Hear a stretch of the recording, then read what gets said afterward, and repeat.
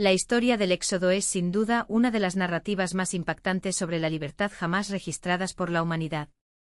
A lo largo de los siglos, la historia de los hebreos rompiendo las cadenas de la esclavitud egipcia ha servido de faro para innumerables luchas por la justicia y la emancipación. Pero lo que muchos no se dan cuenta es que, detrás de esta superficie conocida, hay una profunda interpretación espiritual que redefine el concepto mismo de liberación.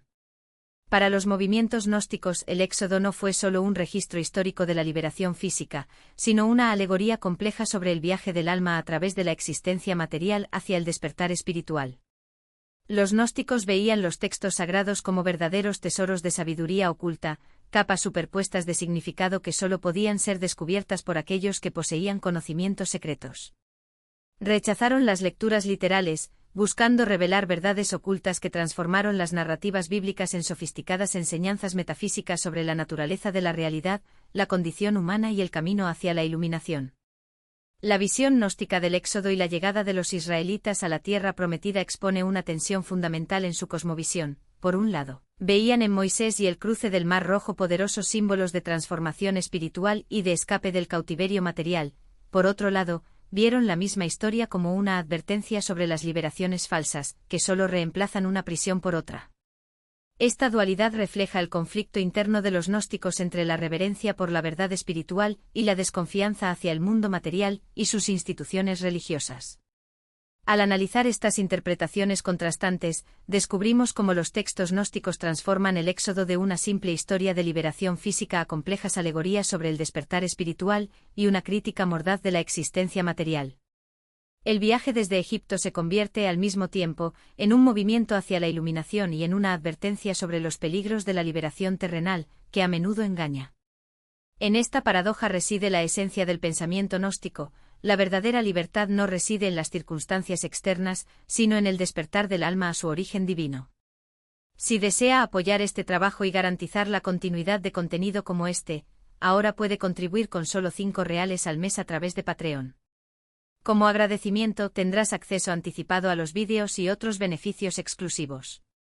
También es posible hacerse miembro directamente a través de YouTube, haciendo clic en el botón «Unirse» por una tarifa mensual equivalente.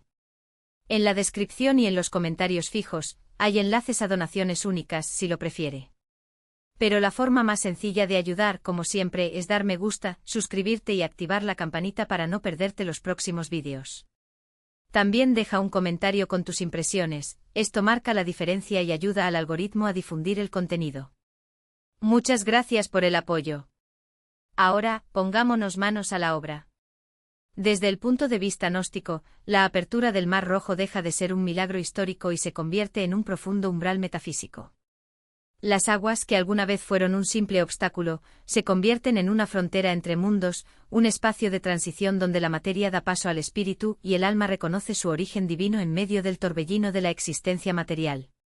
Simón el Mago, una figura controvertida que une el cristianismo apostólico con la revelación gnóstica, fue descrito por escritores protoortodoxos como Hipólito e Ireneo como el fundador del gnosticismo, lo que probablemente no sea cierto, pero aún así lo vincula fuertemente con este pensamiento.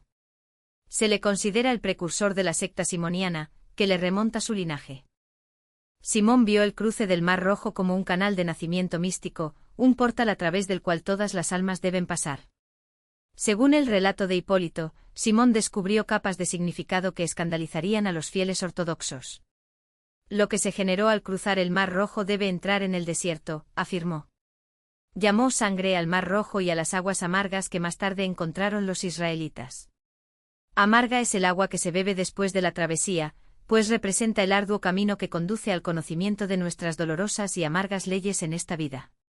Sin embargo, Moisés, es decir, el Logos, transforma esta amargura en dulzura. En este impresionante extracto, Simão Mago revela toda una cosmología de transformación espiritual. El Mar Rojo se convierte en la sangre misma, la sustancia primordial de la generación material, por la que toda alma debe pasar en su encarnación. Este cruce refleja el proceso del nacimiento, donde la conciencia emerge del útero de la materia hacia el árido desierto de la existencia terrenal. El desierto que sigue simboliza la amargura esencial de la vida, el sufrimiento inevitable que acompaña nuestro descenso a la carne. Estas aguas amargas son, sin embargo, un camino necesario que nos lleva al autoconocimiento a través de la experiencia directa de las limitaciones materiales. Pero la enseñanza de Simón encierra una promesa transformadora. Moisés, aquí revelado como el propio Logos, posee el poder alquímico de transmutar el sufrimiento en sabiduría. Deja de ser solo un líder histórico y se convierte en la palabra divina, el principio cósmico que convierte el dolor en iluminación. Las aguas amargas de la existencia material, cuando son tocadas por la comprensión espiritual, se revelan como pasos necesarios en la educación del alma. Lo que parecía un castigo se convierte en pedagogía, lo que parecía un exilio, una iniciación. La secta Nasene ofrece una interpretación aún más radical, identificando el Mar Rojo con el río Jordán y viendo en ambos una barrera cósmica entre los reinos espiritual y material. Su enseñanza, preservada por Hipólito, presenta un cuadro sorprendente de reversión y redención. Esta es la generación espiritual, dijeron. Este es el gran Jordán que desciende aquí e impide a los hijos de Israel salir de Egipto, es decir, del contacto terrenal, porque para ellos Egipto es el cuerpo. Jesús, o más bien Josué, ya que los nombres se confunden en griego, invierte el flujo del río. El Jordán, que tradicionalmente marcaba la entrada a la tierra prometida, se convierte en la lectura de los nasenes, en una fuerza que al fluir hacia abajo aprisiona las almas en la materia. Los hijos de Israel permanecen cautivos no por las tropas de Faraón, sino por la fuerza gravitacional de los deseos terrenales y los apegos materiales. En la frase final, Jesús hizo que el río fluyera hacia arriba, vemos a Josué completando lo que Moisés comenzó. Mientras Moisés abrió temporalmente las aguas para permitir el paso, Josué invierte su flujo por completo. El río que antes llevaba a las almas a la generación material, ahora las conduce de regreso a su origen divino. Aprisionado en la ilusión de la materia. La propia Torá, venerada como palabra sagrada, se revela, desde esta perspectiva, como un laberinto de sombras, donde cada mandamiento es un muro más en la prisión de la ignorancia. Lo que los fieles llaman la alianza divina, no es más que un contrato firmado con el demiurgo, un pacto que intercambia la libertad de la gnosis por la seguridad ilusoria de las observancias rituales. Los sacrificios, las purificaciones, las leyes dietéticas, todo esto no son más que ingeniosas distracciones, diseñadas para mantener al alma ocupada con lo efímero, mientras su verdadera esencia languidece, olvidada, en las profundidades del mundo material. El Éxodo entonces deja de ser un relato de liberación y se convierte en la más cruel de las ironías, un pueblo que cree dirigirse hacia la tierra prometida, cuando en realidad avanza hacia una prisión aún más sofisticada. La tierra que mana leche y miel no es más que un nuevo Egipto, donde las cadenas están hechas de dogmas y los grilletes de preceptos. El Dios de Moisés en esta lectura no es el Padre trascendente sino el demiurgo, un artesano de ilusiones que se presenta como el único Dios verdadero para mantener a sus criaturas bajo control. Su voz, que resuena en el trueno del Sinaí, no es la del Creador Supremo, sino la de un usurpador, un Dios menor que reclama el derecho de gobernar lo que no le pertenece. ¿Y qué pasa con Moisés, el gran legislador? Para los gnósticos él no es un profeta iluminado, sino un instrumento en manos de fuerzas que él mismo no comprende. Su misión no es liberar, sino encarcelar. Cada palabra que sale de sus labios, cada mandamiento que graba en tablas de piedra, es un clavo más en el ataúd de la conciencia humana. Incluso el episodio de la zarza ardiente, símbolo supremo de la revelación divina en la tradición ortodoxa, adquiere un carácter siniestro. El fuego que no consume no es señal de la presencia del Dios verdadero, sino un truco ilusionista, una cortina de humo para ocultar la verdadera naturaleza del demiurgo. Moisés, al postrarse ante esa visión, no se inclina ante el Todopoderoso, sino que se entrega al Señor de las sombras, al arquitecto de un mundo donde la luz es solo un reflejo distorsionado de la verdadera luz. La crítica gnóstica ni siquiera perdona a los profetas que vinieron después de Moisés. Isaías, Jeremías, Ezequiel, todos ellos, a los ojos de los gnósticos, son voces que resuenan dentro de la prisión, mensajeros que, sin saberlo, refuerzan los muros del cautiverio. Sus profecías de redención no apuntan a una verdadera liberación, sino a una falsa redención, un intercambio de cadenas, del yugo del faraón al yugo de la ley, del cautiverio en Egipto al cautiverio en Canaán. Incluso el Mesías prometido, en la visión gnóstica, no es el Cristo de la ortodoxia, sino una figura ambigua, un enviado que puede liberar o engañar, según quien lo reciba. Para quien posee la gnosis, él es el portador de la luz verdadera, para quienes permanecen en la ignorancia, él no es más que un instrumento más del demiurgo. Un falso salvador que refuerza la ilusión de que la salvación se puede encontrar dentro de los límites del mundo material.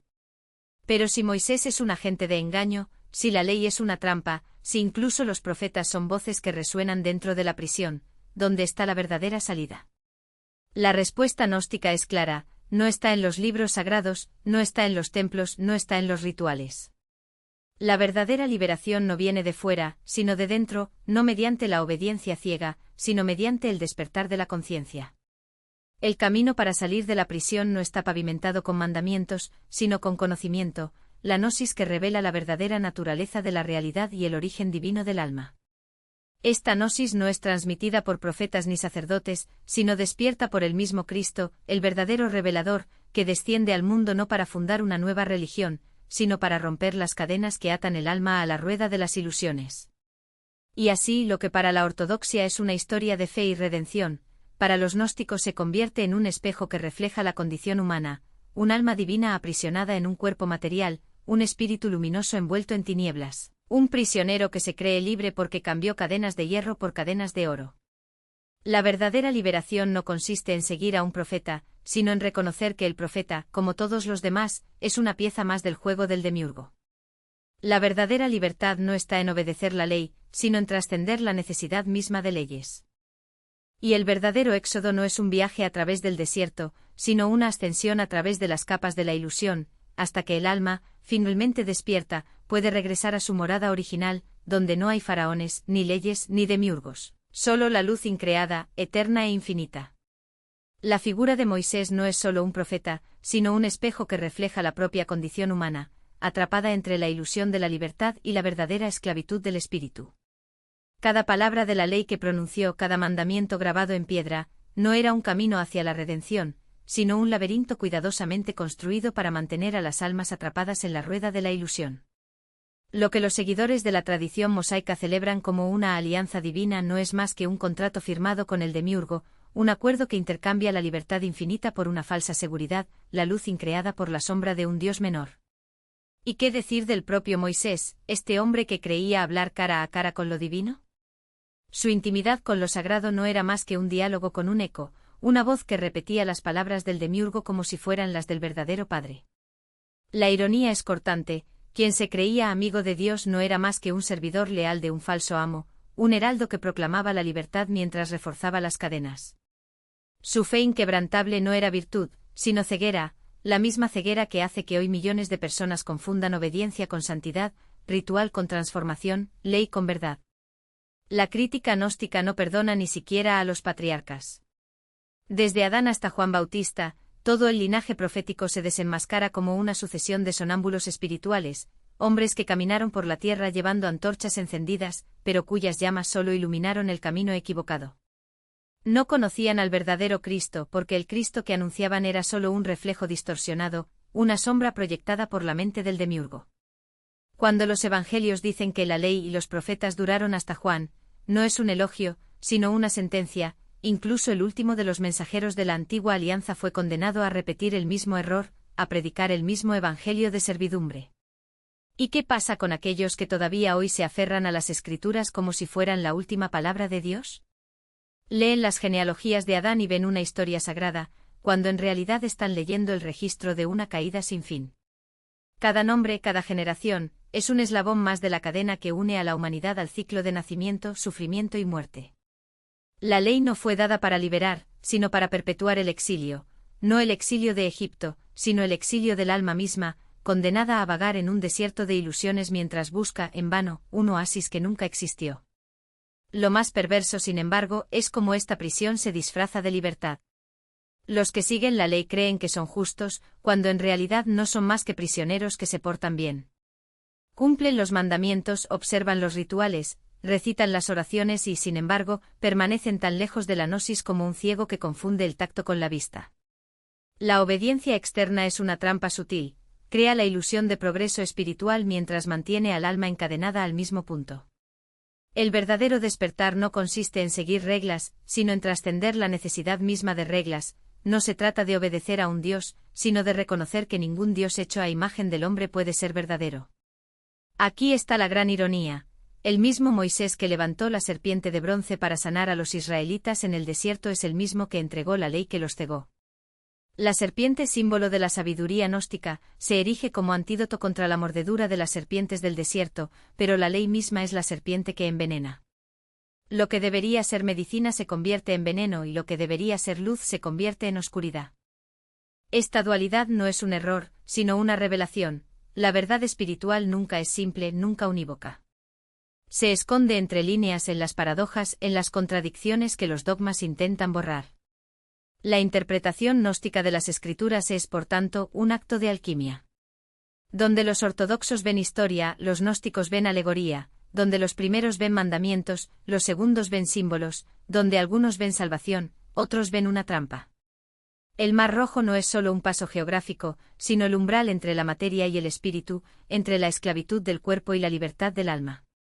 El desierto no es un lugar de prueba, sino el camino mismo de la iniciación, donde cada paso es una muerte y cada muerte es un renacimiento. ¿Y la tierra prometida? Para los gnósticos es el mayor de los engaños, no un destino de liberación, sino la cúspide de la ilusión, el lugar donde el alma, creyendo haber llegado, descubre que nunca salió del cautiverio. Esta lectura radical no es un ataque a la fe, sino una invitación a una fe más profunda. No niega la sabiduría contenida en las escrituras, pero exige que el buscador vaya más allá de las letras muertas, que escarbe hasta encontrar el significado oculto, que lea no con los ojos de la carne, sino con los ojos del espíritu. Lo que los ortodoxos llaman herejía, los gnósticos lo llaman despertar.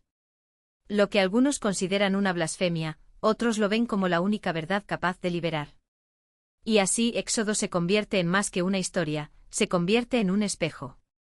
En él cada persona ve reflejado su propio viaje, ya sea como un camino de liberación o como un descenso más profundo a la ilusión. La elección es siempre la misma: permanecer en la superficie, siguiendo los pasos de Moisés, o sumergirse en las profundidades, donde las aguas del Mar Rojo se abren no para un pueblo, sino para un alma. Donde la serpiente de bronce no es símbolo de curación, sino un recordatorio de que la verdadera gnosis reside en el veneno que mata y luego da vida. Donde la tierra prometida no es un lugar, sino un estado de conciencia, y donde el verdadero éxodo no es salir de Egipto, sino salir de uno mismo. La propuesta de los nórdicos no se limita a ofrecer lecturas alternativas, es un llamado a emprender nuestro propio éxodo, de la existencia inconsciente a la gnosis, conscientes de que la verdadera liberación no está en alcanzar tierra alguna, sino en despertar al origen divino que habita en nosotros. No se trata de atravesar desiertos externos, sino de quemar los lazos que nos atan al mundo de las sombras, donde el maná no es alimento para el cuerpo, sino combustible para el alma. Donde la vara de Moisés no rompe el mar, sino que rompe los espejos que nos hacen confundir reflejo con esencia. El viaje no termina en la orilla opuesta. Ni siquiera empieza ahí. Comienza cuando reconocemos que Egipto no es un lugar sino un estado de olvido, y que el faraón no es un tirano distante sino la voz dentro de nosotros que susurra: quédense. Aquí es más seguro. La promesa no es de una tierra que mana leche y miel, sino de una conciencia que, cuando se libera, descubre que la leche es el néctar de la sabiduría y la miel, el dulce sabor de la verdad que disuelve todas las ilusiones. Si este camino te resuena, si las palabras encontraron eco en algún rincón de tu alma, comparte tus reflexiones. ¿Dónde ves paralelos? ¿Dónde la interpretación de los suésticos desafía sus propias convicciones? La discusión es el primer paso hacia la anamnesis, recordar lo que nunca se olvidó, solo estuvo latente. Y si quieres profundizar aún más esta búsqueda, si quieres ser parte activa de este viaje colectivo de despertar, hay formas de apoyar este trabajo. Un simple gesto como un café simbólico ayuda a mantener viva la llama de estas reflexiones. Pero el verdadero apoyo está en cumplir la invitación: mirar, preguntar, compartir. Porque la verdad no está escondida en los templos ni en las escrituras, se revela en el acto de buscar, en el silencio entre preguntas, en el coraje de mirar más allá del velo. Hasta que nos volvamos a encontrar, que las aguas del Mar Rojo se separen no solo delante de vosotros, sino dentro de vosotros. Que el desierto sea tu amo y la noche oscura, tu mayor aliada. Porque es en la oscuridad donde las estrellas se hacen visibles, y es en el cruce donde descubrimos que nunca estuvimos perdidos.